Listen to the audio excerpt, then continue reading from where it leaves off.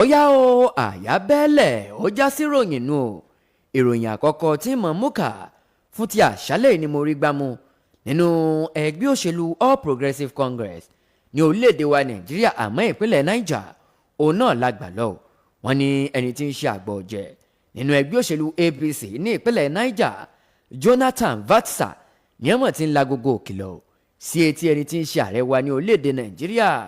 wípé ẹ mọ́ gbójúlé àwọn gómìnà kankan àbáwọn kan tí wọ́n jẹ́ ọ̀kan gbòógì lẹ́ka òṣèlú ní orílẹ̀-èdè wa Nàìjíríà wípé àwọn ni wọ́n bá yín ṣe àwọn ni wọ́n di apá abìkan fún yín ní wọ́n di apá abìkan mú fún yín tẹ́ẹ̀fì ráyè wọlé nínú ètò ìdìbò ààrẹ tí ń bọ̀ lọ́nà ní ọdún 2027 nìyí o wọ́n ní Jonathan Vatsa eléyìí tó ti fi ìgbà kan jẹ́ kọmíṣánná fún ọ̀rọ̀ gbogbo tó ní í ṣe pẹ̀lú ìròyìn àṣà àti ṣe ìyẹn ní ìpínlẹ̀ Niger òun náà ló mọ̀ ké sí ààrẹ wa lórílẹ̀‐èdè Nàìjíríà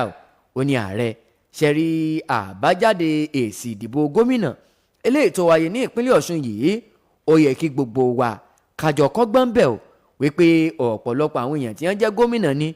ọ̀kan gbòógì lẹ́ka òṣèlú ni tí wọ́n bọ́ ta sọ̀rọ̀ wípé ẹni báyìí mo tẹ̀lé o ẹ̀yin aráàlú mo rọ̀ yín mo ẹ̀ńdọ́ọ̀sì rẹ̀ mo fòǹtẹ̀lú ẹ̀ dìbò fún un ó ní bàbá èèyàn ò mọ̀ wọ́ọ̀kì mọ́ lápá abẹ́wọ̀n wọn ni wọ́n ti ń pẹ́ bẹ́ẹ̀ lẹ̀ lásìkò yìí ni o nígbà tó wá ń bá òun oníròyìn sọ̀rọ̀ ìyẹn ní ìlú mìíràn ní òní ọjọ́ ajé Monday ó ní ìmọ̀ràn kan ṣoṣo eléyìí tóun ní fún ààrẹ tó léde Nàìjíríà látàrí ìgbáradì sílẹ̀ ìyẹn fún ètò ìdìbò tó ń bọ̀ lọ́nà ní ọdún 2027 ní wípé ẹ wò ó ẹ padà sọ́dọ̀ aráàlú ẹ padà sọ́dọ̀ àwọn ọmọ orílẹ̀-èdè Nàìjíríà àbẹ́yìn ti gbàgbé ni látàrí ètò ìdìbò tó wáyé ní ìpínlẹ̀ Ọ̀ṣun wọ́n ní àwọn gómìnà eléyìí tó jẹ́ ti ẹgbẹ́ òṣèlú APC tí ń lọ bíi mẹ́rìndínlógún 16 òun náà ló jẹ́ wípé wọ́n gúnlẹ̀ sí ìpínlẹ̀ Ọ̀ṣun láti gbárùkù ti olùdíje dupò gómìnà ní ìpínlẹ̀ Ọ̀ṣun lábẹ́ àṣẹ ẹgbẹ́ òṣèlú APC àwọn ni àmọ́ kí ni wọ́n mú bọ̀ ó ló fo òun náà ló jẹ́ wípé wọ́n mú bọ̀ wọ́n ní ìjẹ́jẹ́ mọ̀ wípé wọ́n rí nǹkan kan mú bọ̀ wọ́n ní wọ́n fẹ́ lọ rèé lo ipò agbára ńbẹ̀ wọ́n ní àmọ́ ipò agbára wọn ní kò ṣiṣẹ́ rárá àti rárá ni ó ní ìjẹ́jẹ́ wa mọ̀ wípé àwọn èèyàn wa ní orílẹ̀-èdè Nàìjíríà òun náà ló jẹ́ wípé inú ń bí wọn o látàrí ilé koko eléyìí tó gbòde kan lásìkò yìí o wọ́n ní ẹja ṣe bẹ́ẹ̀ ká wo ti owó ìrànwọ́ orí epo pẹntiró eléyìí tí wọ́n fàyọ wọ́n ní ìjẹ́jẹ́ mọ̀ wípé ààrẹ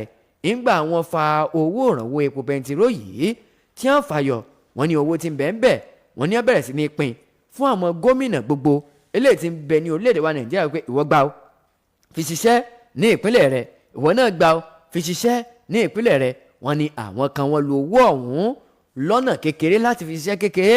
wọ́n ní àwọn kan wà tó jẹ́ wípé owó ọ̀hún wọ́n ní wọ́n kó mi ní bí ìgbà àtẹ́jọ́ tó gbówó mi lọ́jọ́ sí ni o ó ní ìjẹ́jẹ́ wa mọ̀ wípé ìmọ̀ràn kan ṣoṣo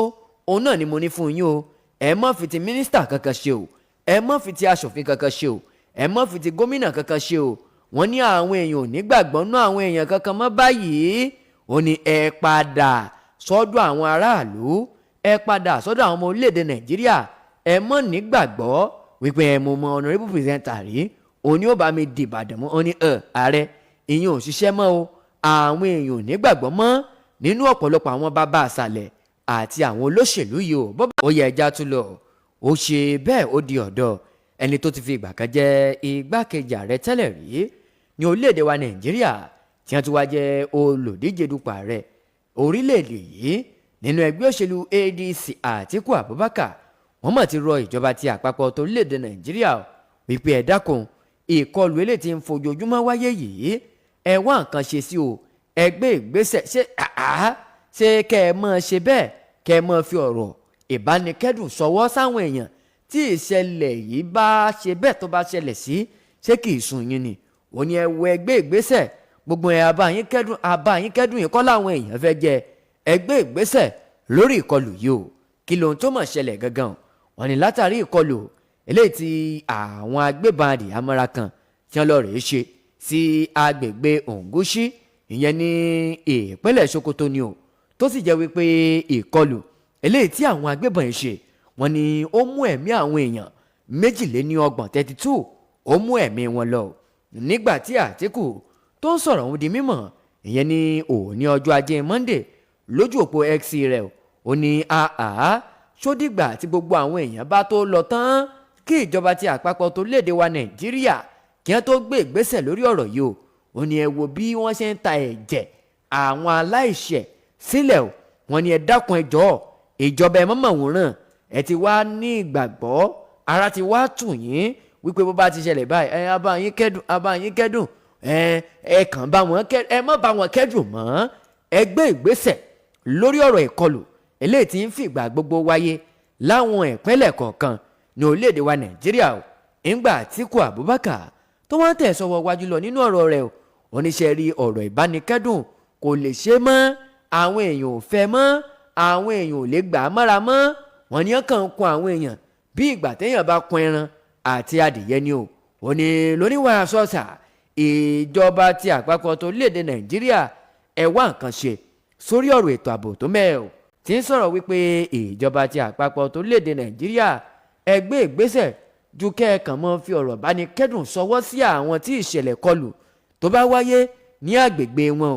ìṣẹ̀lẹ̀ ìgbésùmọ̀mí tí ń fojoojúmọ́ wáyé yìí ẹ wá nǹkan ṣe sí ọ̀rọ̀ ìbánikẹ́dùn abáyínkẹ́dùn ó tó gẹ́ ẹ gbé ìgbésẹ̀ lórí ọ̀rọ̀ ètò ààbò èmi kọ́ mo wí bẹ́ẹ̀ ẹni tó ti fi ìgbà kan jẹ́ igbákejì ààrẹ tẹ́lẹ̀ rí ní orílẹ̀-èdè wa Nàìjíríà Atiku Abubakar òun ló wí bẹ́ẹ̀ lásìkò yìí ó yá ẹ jẹ́ ká jọ kọ́ wọ́n rìn wọ̀wọ̀ tìrìwọ̀ ó dé ìpínlẹ̀ Ògùn wọ́n ní bó bá ti di ọ̀la ọjọ́ Ìṣẹ́gun Tuesday wọ́n ní ẹni tí ń ṣe obìnrin àkọ́kọ́ ní orílẹ̀-èdè wa Nàìjíríà àwọn obìnrin àkọ́kọ́ gbogbo káàkiri àwọn ìpínlẹ̀ eléyìí tí ń bẹ ní orílẹ̀-èdè wa Nàìjíríà wọ́n ní gbogbo wọn gbéra pa ó di ìpínlẹ̀ Ògùn kí lóhun tó fẹ́ lọ rèé ṣẹlẹ̀ ńbẹ̀ wọ́n ní ọ̀la òde yìí òun náà ni arábìnrin sẹ́nẹ́tọ̀ Olúrẹ̀mí Tinubu òun náà ni wọ́n mọ̀ ṣe ìfilọ́lẹ̀ báńkì ìpamọ́ oúnjẹ food bank wọ́n ní ilé ìpamọ́ oúnjẹ ti aráàlú òun náà ló jẹ́ wípé wọ́n mọ̀ ṣe ìfilọ́lẹ̀ rẹ̀ ìyẹn ní ìpínlẹ̀ Ògùn tó sì jẹ́ wípé wọ́n mọ̀ pín oúnjẹ fún àwọn èèyàn ìyẹn ní ìpínlẹ̀ yìí nígbà tí ìròyìn ọ̀hún wá ń tẹ̀síwọ́ wájú lọ wọ́n ní gbogbo àwọn ìyàwó àwọn gómìnà kọ̀ọ̀kan òun náà ló jẹ́ wípé wọ́n kọ́ wọ́n rìn pẹ̀lú aya tààrẹ torílẹ̀-èdè Nàìjíríà nínú àtẹ̀jáde ọ̀rọ̀ eléyìí tó fi síta ẹni tí ń ṣe olùbádámọ̀ràn pàtàkì sí gómìnà ti ìpínlẹ̀ Ògùn lórí ọ̀rọ̀ gbogbo tó ní í ṣe pẹ̀lú ìròyìn àti ìlànà ọ̀nàrẹ́bù Káyọ̀dé Akínmádé wọ́n ní ìjẹ́jẹ́ mọ̀ wípé sẹ́nitọ̀ Olúrẹ̀mí Tinubu wọ́n ní bákan náà wọ́n mọ̀ ṣe ìfilọ́lẹ̀ ilégbé kan eléyìí tí wọ́n pè ní Muhammad Buhari Estate nílùú Abẹ́òkúta wọ́n ní bákan náà wọ́n tún mọ̀ sísọ lójú ilé ìwòsàn ìgbàlódé kan eléyìí tó yẹ pé wọ́n kọ́ sí ìlú Abẹ́òkúta